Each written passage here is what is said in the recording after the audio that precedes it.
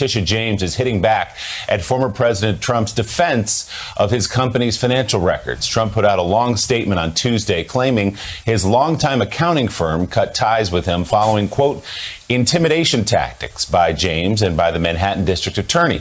James responded in a letter, writing in part, "It is not unusual for parties to a legal proceeding to disagree about the facts, but it is truly rare for a party to publicly disagree with statements submitted by his own attorneys in a signed pleading, let alone one day after the pleading was filed." Later this morning, lawyers for Trump will appear before a judge as part of an ongoing fight to avoid a subpoena for his testimony in the civil investigation into the Trump family business dealings. Also in that statement from Donald Trump, in response to the allegations that he inflated his wealth, the former president inflated his wealth, claiming, quote, "We have a great company with fantastic assets that are unique, extremely valuable, and in many cases, far more valuable than what was listed in our financial statements." So there you have it, Joe. Another confession from Donald Trump. Another confession. As Heilman said years ago, everything Donald Trump says is either projection or confession. Mark, he just... I think this guy's a little slow on the take on this one. He doesn't get it. He's been exaggerating his entire life, as the lead New York Times story says this morning, that it's just what he's been doing. He started by claiming that he was worth $8 billion in his presidential campaign, and then he sent out a tweet in all caps, "I'm worth over $10 billion," and it was $5.7 billion. And so usually it's been investors and the teeming masses that are thrown off by these false claims. But now he's got a lot of investigations that are ongoing, and he still doesn't get the fact that this could land him in really hot legal water. Yeah, I mean, the problem is that he's been doing this, engaging this braggadociousness since the 1980s. And so he's rarely paid a price for it. Even when he went bankrupt, he came back. Then he went on to become president, of course, while lying and bragging. And so he's really, he's never paid a price for all of this. I think we still don't really know yet, and won't know for some time, whether he actually will be held accountable legally. But I do think that if you are his lawyer or his accountant, well, we know his accountants don't want to be his accountant anymore. But I mean, can you imagine what a nightmare this would have to be? I mean, I think this is a pathological need, obviously, to appear bigger than he is, to appear wealthier than he may be, and to have more assets than he may have. But I think this is not going to serve him well in the New York justice system. This is not, he's not just, trying to curry favor with his supporters here. We know he's eyeing a run for the presidency again. This is not going to help him in his legal peril that he's in.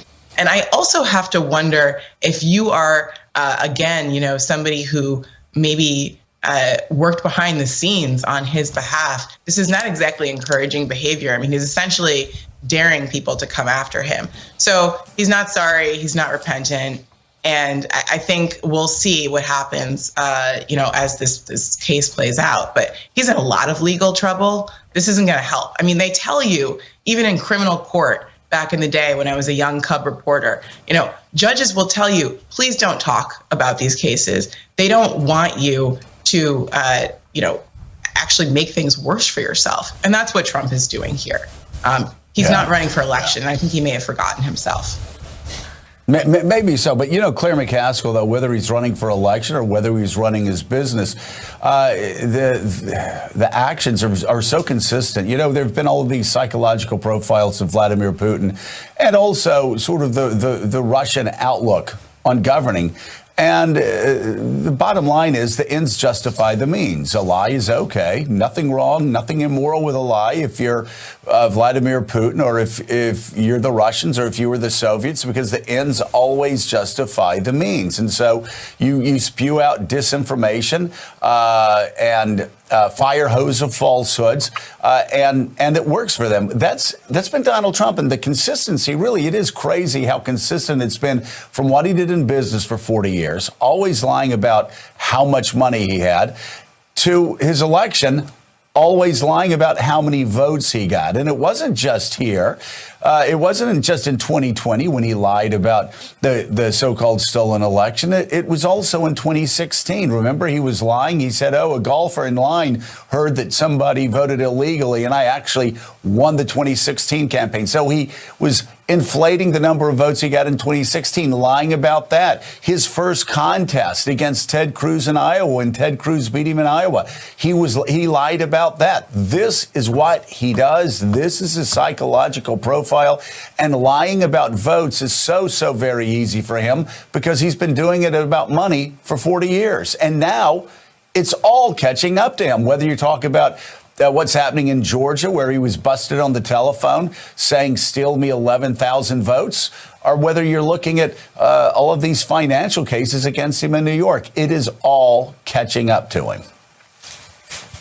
The interesting thing is he and Putin have so much in common in terms of how they view things. The difference is, though, Donald Trump is still in the United States of America, where we have court systems that are not going to accept his lies like they do in Russia. And the court system is not going to accept his lying. Now, I'll tell you who I thought the worst job was maybe being his accounting firm. They have now jumped off the Titanic. But maybe the even more horrible job is his lawyers. Can you imagine filing a pleading and saying one day, you can't depose this man because he knows nothing? And then the very next day, your client goes public for 5 pages and says, I know everything. They've got this horrible situation where their best shot is to divorce him from this company in terms of decisions that were made. But he's not going to allow that because at his essence, the company is just him. He's the only one who can know everything, do everything, be everything. So, I never believed when I was a kid in grade school learning about how you don't lie. And as a young candidate saying the worst sin you could possibly do running for office was to lie, that we would get to the point where a third of the country and most of the United States Senate that have an R behind their name are worshiping a liar. Yeah, and supporting his claim that he actually won the election. It's extraordinary. Meanwhile, Donald Trump is trying his best to brand the Durham investigation as another Watergate. That is the investigation into the origins of the Russia investigation that culminated in the Mueller report. Last week, Trump called this bigger than Watergate. Now he's claiming there was a, quote, espionage campaign of the Democrats breaking into the White House and my New York City apartment. You might remember we thoroughly fact-checked this on Tuesday's show over the course of about half an hour. There was no break-in, of course. Durham accuses a tech executive of using legally obtained access to White House computers to look for, quote, derogatory information on Donald Trump, and there have been no charges filed against that executive. Meanwhile, Hillary Clinton tweeted this yesterday. Trump and Fox are desperately spinning up a fake scandal to distract from his real ones. So it's a day that ends in Y. She wrote, the more his misdeeds are exposed, the more they lie. Clinton also included a link to a Vanity Fair article that she said includes a good debunking of their latest nonsense. Jonathan Lemire, you were there with us a couple of days ago when we ticked through this point by point. The bottom line is that there were no charges presented, no charges brought by John Durham of illegal wiretapping. You would think if there were wiretapping going on illegally, it would be included in charges there. Also, a lot of this took place during the Obama administration. It began in 2014. Yeah, very little of what the former president said is true. We almost could just leave it right there. But diving into this a little deeper, I think it's useful to go back to the origins of the Durham report, which was something that was always conceived of by Trump and his allies as a countermeasure to the Mueller Russia investigation, and one that Donald Trump, while in office, had pinned very high hopes on, that he thought this would really be a game changer. Whether he truly believed it or not remains to be seen, but he was under the belief that he could at least sell the idea that, that the government was working against him, that it was spying on him. We all remember his tweet claiming that President Obama had wiretapped the Trump Tower. That wasn't true.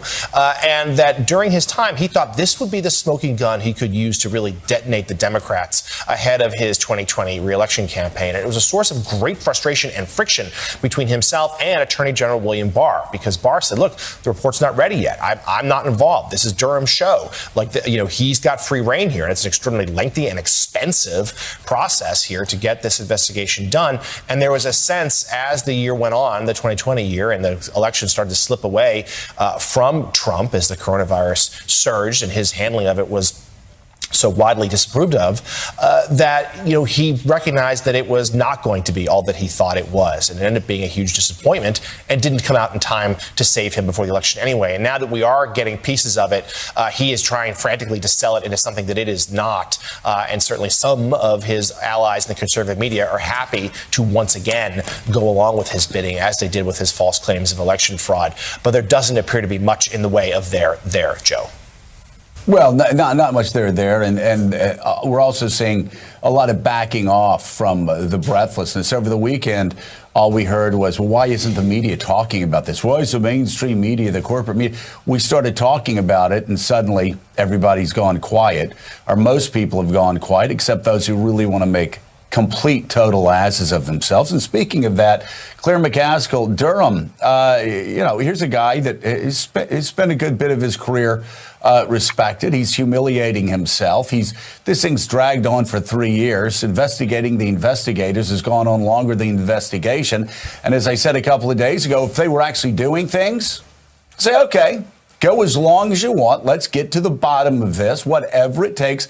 I want to know what all of the agencies have been doing. And if there's something that was done wrong in the investigation, Americans need to know about it. Well, here we are 3 years into it. He puts out a pleading that is just indecipherable.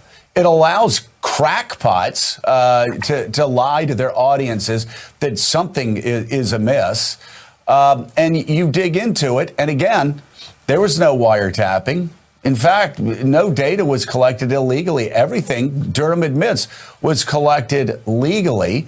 Nobody's charged with anything. Hillary Clinton, there's not even any suggestion that Hillary Clinton had anything to do with any of this. They have Sussman, a guy that everybody in Washington, D.C. knew was connected to the DNC and Hillary Clinton, including Republicans on the Hill. I mean, I could go on and on and on. The fact is, Durham, after 3 years, has this one charge against a lawyer that is not going to stick. You look at the facts behind that one charge, it's preposterous. And yet Merrick Garland, I guess Merrick Garland has to let him continue to go on. But 3 years, and all he's doing is churning up a bunch of nothing. And it just continues. What is the plan inside of DOJ? Are they going to let this guy go 3 more years and just launch a conspiracy theory with a poorly written pleading every 18 months or so? Well, first of all, I think in a way it works to the benefit of the truth that Durham has independent control. That Merrick Garland is not controlling him. Because if there was all kinds of bad actors trying to hurt the guy in Mar-a-Lago, then bring on the grand jury and the indictments. But there's nothing other than saying a lawyer didn't tell us that his firm had done some work and that he was billing Hillary Clinton for some of his time. That's it. That's it. And the notion that somehow this guy, he kind of did a pleading where he twisted the facts like a pretzel to throw a bone to the right wing. And of course, they've taken this little bitty bone and they've tried to make it into a side of beef. And it's not, and they're not going to be able to make it a side of beef. And so in a way, it's almost better to have him out there by himself with independent ability to bring it. Because if, in fact, Merrick Garland shut it down, it would forever be, oh, look what happened. He was on the verge of finding that Hillary Clinton had, was in the Trump Tower looking under Trump's bed. But if, in fact, this keeps going the way it's going, he's going to twist in the wind and eventually die and go away. And there will be no there, as you said. So I don't think it's so bad to let him keep going. I think this was an utter fail. The people who believe what they're saying on that one cable news channel, they're going to believe it if they say Donald Trump lost 150 pounds and is trying out for the gymnastic team. There's a visual for you, Donald. A follow-up to another story we reported on yesterday. Parents in San Francisco overwhelmingly recalling 3 school board members. NBC News correspondent Jake Ward has more on the reasons why they did that and what comes next. Students in San Francisco arriving the morning after a historic vote. 3 school board commissioners ousted in a once-in-a-generation city recall. The city sued the board last year over the lack of a clear reopening plan following pandemic closures. And parents say their frustration grew when the board chose to focus on renaming a third of the city's schools, including this one. But the flashpoint for many was when the board decided to change the admissions process at the city's most prestigious high school, from a merit-based system to a lottery-based system. The majority of students here are Asian American, and that seems to have drawn in many first-time voters. We signed up 560 new voters, Chinese American, Asian American voters, in the last 6 weeks. My body, my choice. My body, my choice. Across the country, schools have become a political battleground. Last fall, Glenn Youngkin rode concerns over critical race theory to the Virginia governor's mansion. It is my distinct privilege and honor. He signed a bill outlawing school mask mandates. In San Francisco, opponents of the recall say it's the commissioner's fight for social justice that got them in trouble. I think that these 3 have been pushing a change to make San Francisco unified a better, more equitable place, which is uncomfortable, right? In the end, more than 72% of the vote went against the commissioners. When selecting new school board members, we're going to be asking a lot of very hard questions. Organizers here say the message to whoever the mayor appoints next is clear. Pay attention to education first and only. No politics. The 2 seem more entwined than ever. That's Jake Ward reporting for us there from San Francisco. Joe, if you talk to parents around San Francisco, this actually wasn't that complicated. This landslide vote of 70 to 75% to recall those 3 members. It was that their kids were sitting at home, remote learning, battling all the challenges that have come with that, as we know, over the last 2 years in terms of mental health and everything else. While their school was closed, they were watching other school districts open, they were watching private schools open, and they watched their school board debating 44 different school name changes instead of fighting to open the doors to the school. Well, you had 3 things going on here, Willie, that really, I think, are 3 key issues that Democrats are not only going to be talking about in general election campaigns, but what we're already seeing in primary campaigns and even in liberal bastions like San Francisco. And Maura, those 3 are obviously COVID, and whether the school's open or not, what sort of mandates there are inside of the school. Parents are watching this closely from North Carolina to San Francisco. You have so-called woke politics, the renaming of the schools, the proposed renaming of the schools, which even got the mayor involved in saying they needed to worry about opening the schools instead of renaming it. And then the third has to do with affirmative action, but sort of affirmative action with a twist. And we're seeing this all over the country, too, with Asian Americans now starting to feel like they're being punished because they're Asian Americans, and they're not being allowed into schools based on merit just because of overrepresentation. So the San Francisco case is so fascinating on so many fronts. And it seems like these are 3 issues we're going to be hearing for at least the next 6 to 9 months in the campaigns. That's right. And I think that Democrats, and not just Democrats, but all of us, frankly, would be wise to focus most of the energy here on making sure that schools can safely reopen to serve students. I'm not a parent yet, but I can only imagine the anger and frustration and concern of parents as they see movie theaters, sports arenas, restaurants, bars reopening, but yet in so many cases, like in San Francisco, are still watching their kids at home in front of a screen, wondering, what kind of education they're getting and what kind of educational losses they may be enduring, not to mention the social aspect and the emotional and psychological aspect of what this pandemic has borne on children. And so much of this has been prolonged because of the refusal of parts of this country to get vaccinated. But, there's also leadership questions in school boards, school districts across the country. We really needed to prioritize this.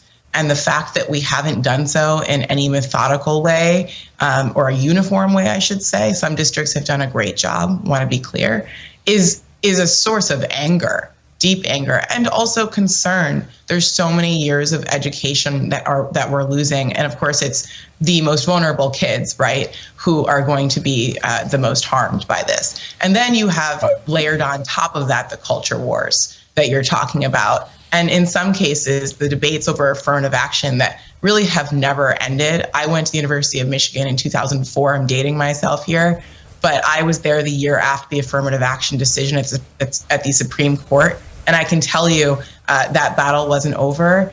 It defined my college years, and trying to understand what it's going to look like with the new Supreme Court. I mean, we're going to be having that conversation for years to come. Yeah. Oh, no doubt about it. And obviously the Supreme Court's going to be talking about it too. And by the way, Maura, you're not really dating yourself by talking about graduating in 2004. I think I was celebrating like my 85th birthday in 2004. So, Claire.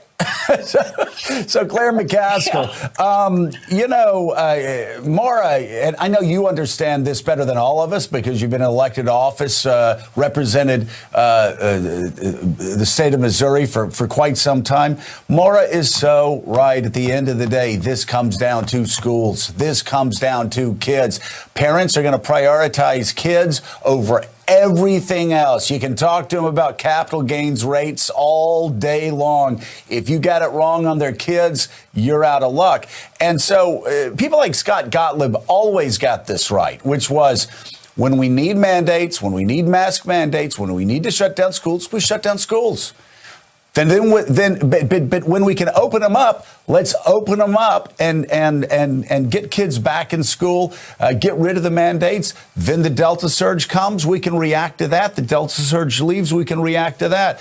But people have not been, the government has not, certainly over the last 6 months, they have not been handling this with much subtlety at all in some of these districts. And you have mainly Democratic candidates who are paying for it. Yeah. And by the way, in Virginia, what Youngkin did is he recognized something that's really important. And that is right now, maybe more so at any time in my adult life, it's time for everyone running for office to show deference to parents as it relates to the education of their children. Not politicize what's going on, but rather just prioritize parents and recognize their frustration and feel their anger. They may be BS about CRT, and there may be ridiculous right-wing attempts to ban books. But if everyone stays focused on the rights of parents to feel scared, angry, confused over what they've had to go through the last 2 years, they're going to lose votes. And listen, you know the definition of out of touch, Joe? Let me give you the definition of out of touch. In the middle of the pandemic, somebody on a school board somewhere is saying, it's a really good idea. In order to protect children, we got to take Abraham Lincoln's name off the high school. Oh. That's the definition of out of touch. Do you know what else is out of touch? When you have people that are disconnected from leaders who think they are too elite, and then you have parents complaining about things that are going on in their children's schools, and then you have elites saying, that's not going on in your children's school. Well, maybe CRT is not going on in their children's school per se, but something's going on in their children's school that we have to get to the bottom of. It's just like this Durham investigation.